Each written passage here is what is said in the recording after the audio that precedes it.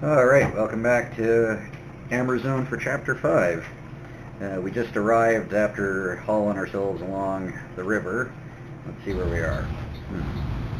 So we're on this little dockside, or in a canal, I guess, in the river.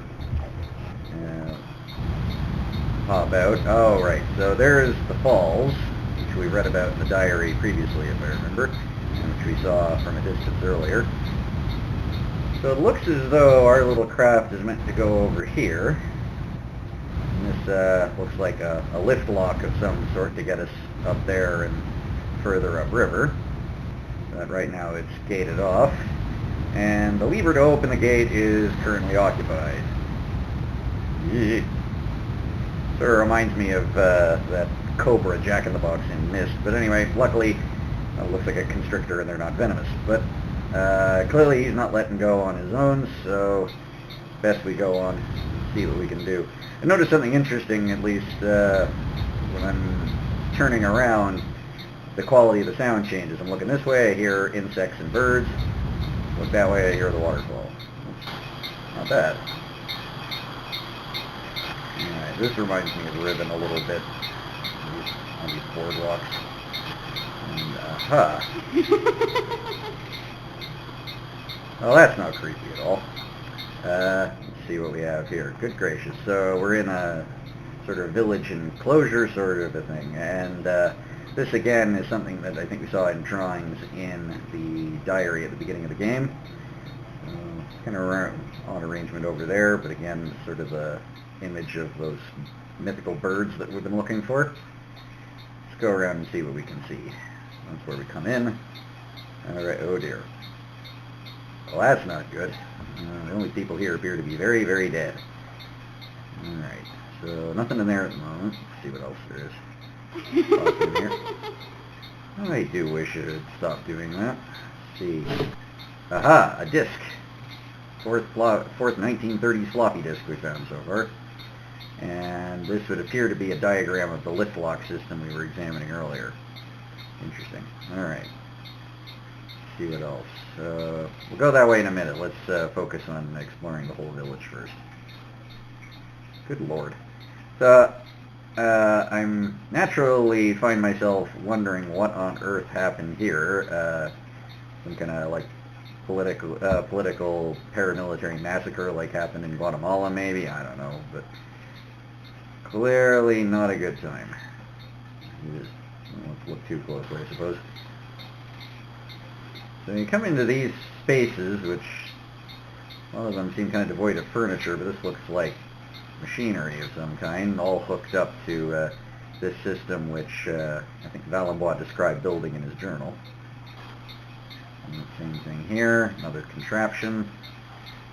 What else in here? No, nothing. So this is one of the environments, and we'll encounter one or two more in the game if we haven't already, that are a little hard to parse what's going on. There's a certain amount of pixel hunting that goes on. Somebody really wrecked this place. Oh.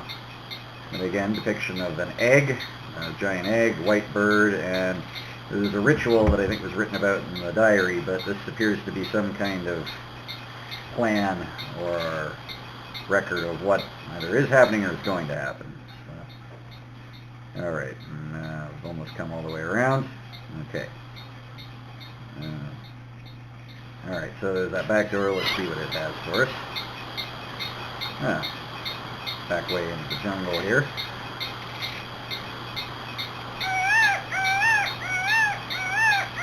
Now that is the call of a peacock, which you would not find in Central America, but then again, you wouldn't find a rhinopotamus either. Over here. Alright. Oh, hello. There's a beetle. I guess we didn't need a cup to pick it up this time for whatever reason, but, and, oh, here we are. So we're in a cave of sorts. Oh, like that little mouse or something there. So we can go up this ladder, and now we must be on the upper level of the, yeah, there we are. We're on the upper level of the waterfall. And so now we're at the top of the lift lock. And about the only thing we can do up here, at least I can see, is turn that. And the sound of running water got slightly louder, so we turned something on. It's like in Myst, lots of use of water power in ways that I'm not entirely sure would work in real life, but I don't know. Not an expert. Anyway, go back the way we came. Oh, you want a cracker? Alright, back in the village where it's a bit quieter, and aha, that's moving around now. So, wait, oh, hello. Ah, where did you come from? Alright, so there's the interactive there, but there's also the dialogue indicator, so that's not going to do anything, but let's see what we get here. Uvu? Uvu. Oh, supposed to put that there. Ah, well, we'll remember that I was mentioning in the first part when we were going through the journal that they're treating the made-up word, I'm sure, uvu, but it sounds suspiciously like the French word for egg. So I guess we better go get the egg. I had to remind myself, foolishly, the first time I played this game, that cannot possibly be Yekumani, who's somehow still alive. Because A, we know she isn't, and B, that was decades ago. So, but it's not entirely clear who she is. She just sort of appeared out of nowhere after sort of giggling at us. I sort of like to imagine it was some sort of relative or disciple of hers, but I don't know if that adds up. Anyway, go back to the menu. Here's the egg. Ah, uvu. Apparently we got that right. All right, now what? Uvu. Manga loku chiku. Uvu. Manga loku chiku.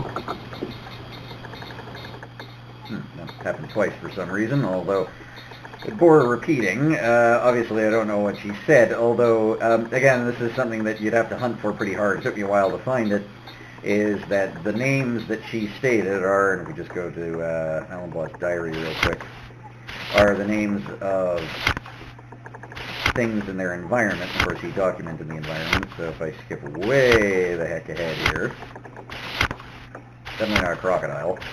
At least I hope not. So, Ravu, I think is what she said. It sort of looks like the beetle we picked up, assuming I heard her correctly, but one way or the other. But more to the point, all the big critters, and to the Nikamani, I assume. Definitely. There's that contraption we fired up.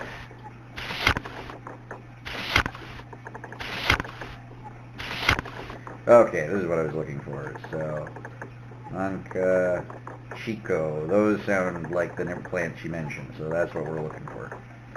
Alright. This again reminds me of Atris from Myst, is that you take the local materials and make sophisticated machinery out of them, although in contrast to Myst, it's much easier to believe that one guy with a little help could have built some of this stuff, but all the same. So, alright, we're going to go looking for plants. I suppose the logical place is over here, and I went that way to the cave before. I didn't go this way. It's kind of a dead end. There we go. There's a piece of fruit of some sort.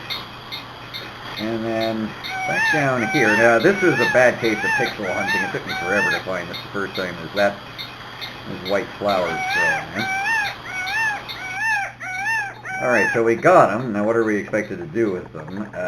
You can try just handing them over as they are, but it doesn't work.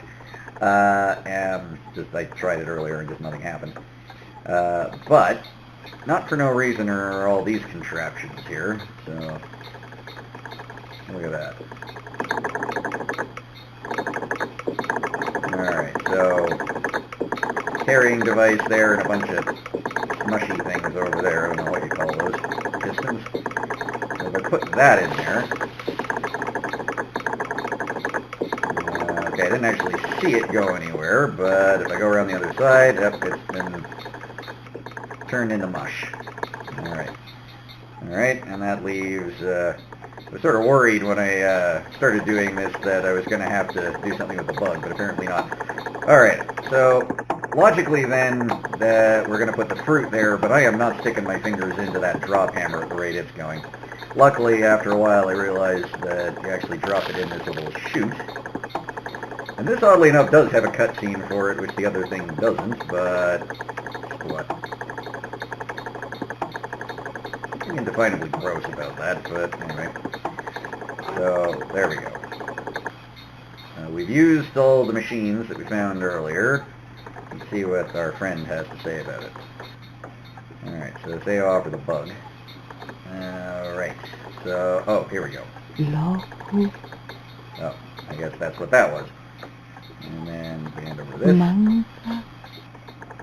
And last one. Chico.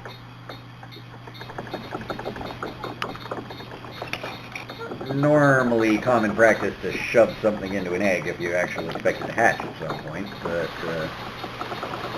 Volao. certainly. Ovo. Volao. Volao. Volao. Where'd she go?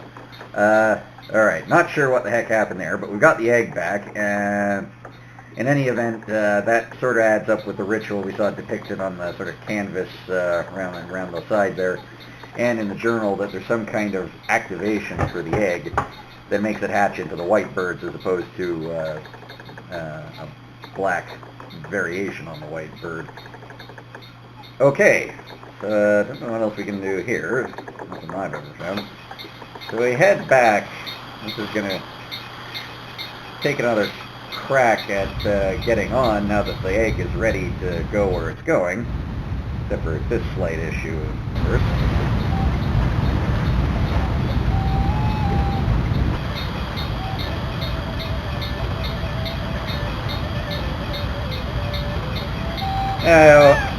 No matter what continent you're on, this makes absolutely no sense, because snakes can't hear, but doesn't seem to be slowing that lady down any. This is kind of something that I found in Benoit's so-called Siberia games, too, is that he has this rather tiresome habit of, creating these meaningful narratives about colonialism and discrimination against indigenous peoples, but he tends to display indigenous cultures in a very stereotypical way, this sort of magic Native American snake charmer malarkey. Kind of a letdown. Anyway, on the bright side, the snake's out of the way, and I know we can open that lock. Alright, so pile in here again. Better put the egg back. Whoop. Accidentally picked it up again. There we go. Okay. I was forgetting we have to load a new disk. At this point, I'm struggling with why we have to load a new disk, as if it just refuses to go anywhere, it knows where it is or something, but makes for a nice mechanic to sort of break up the narrative in its way. Alright. I'm not immediately intuitive which way around we're supposed to go here, but I think we need boat, because nothing else will fit down this little canal. And somehow getting the engine rammed and not having any gas in is somehow not as much of a problem as it used to be. So, here we go.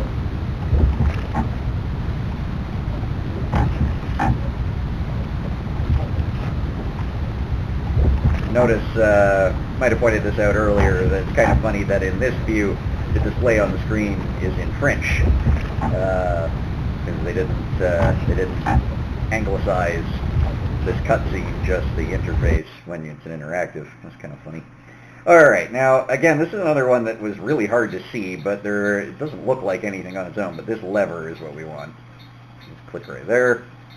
We ride!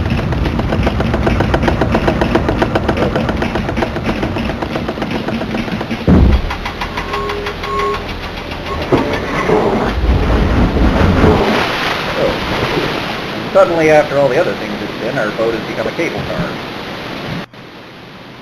Or something like a cable car, anyway. So, alright. And then, yes, now I remember. So another very hard to spot lever right here. And the cable car will take us underway. There it goes.